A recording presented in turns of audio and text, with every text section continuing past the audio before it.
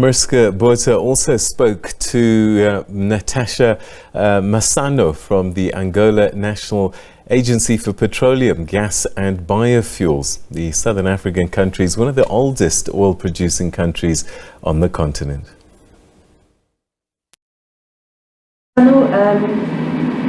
What is the situation in Angola like at the moment? We know the entire world is facing energy crisis. What is the situation in your country currently? Energy-wise? Okay, so in the oil and gas sector, we, as you know, Angola is a producer. We've been producing for a long time. We are one of the biggest players in Africa. Today, what we are seeing is that the investment in the oil and gas sector is picking up. We had the COVID as a constraint before. We've been able to manage COVID very well. We've been able to not interrupt our production. We've been able to resolve, at least to control the COVID situation, so maintaining the operations running, secure, and without creating additional risks to anyone. But during COVID times, we were in a particular situation where investors were a little bit concerned. In addition to COVID, there is this transition, the energy transition, also, which also put us in a pressure. Countries like ours, which have oil and gas as its primary commodity, as you may be aware, it's the transition, the energy transition, is creating some kind of is creating, I'm not saying is an issue for us to discuss and to see how we will continue to do our business under these circumstances. We before the geopolitical situation that we are facing today,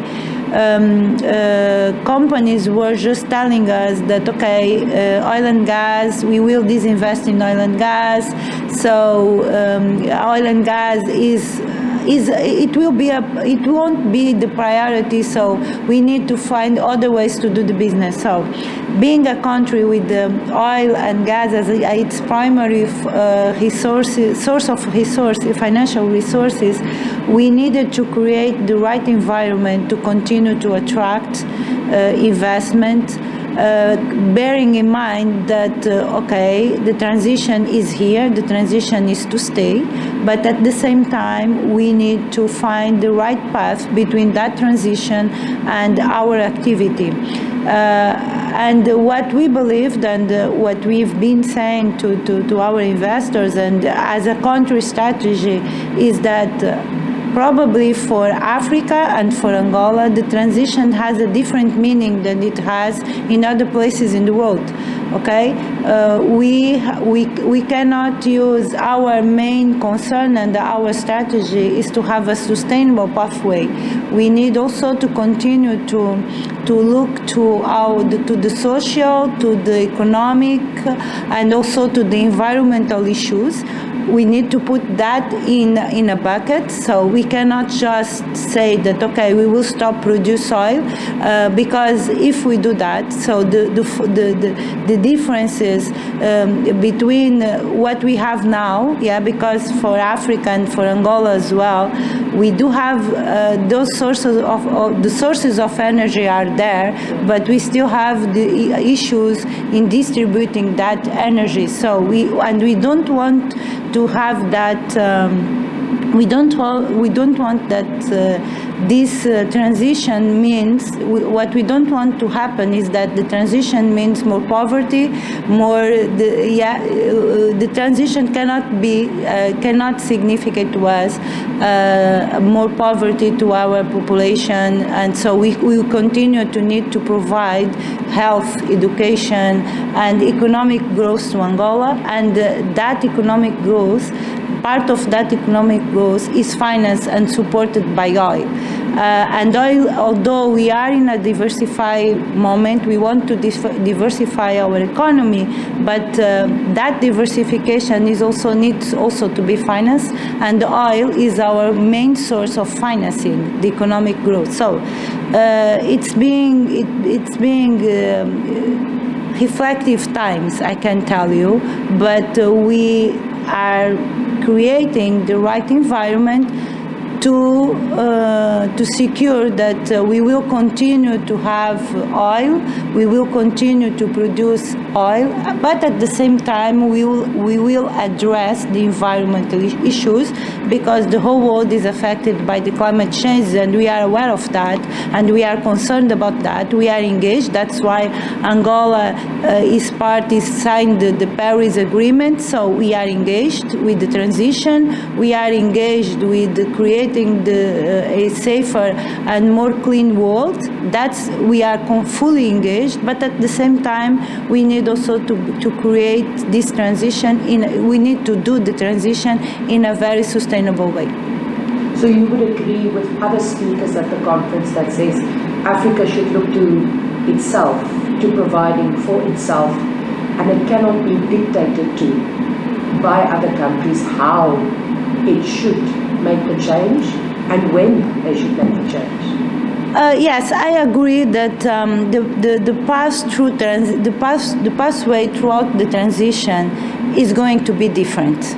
Yeah, so our realities are completely different. Our economic growth we are in different stages of growth, and I believe that for Angola and for other countries in Africa, we will continue to need energy to grow.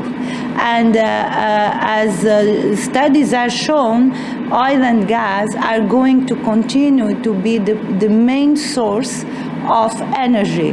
So they will play a very important role in the demanding of energy. So saying that, yes, it's how you look at things and how we can make the best of it. Yeah. And what do you hope for your country will be the outcome of this conference? Are you having conversations? Are you looking at signing deals and contracts? What do you hope to take away from this week? This week has been very productive for us. We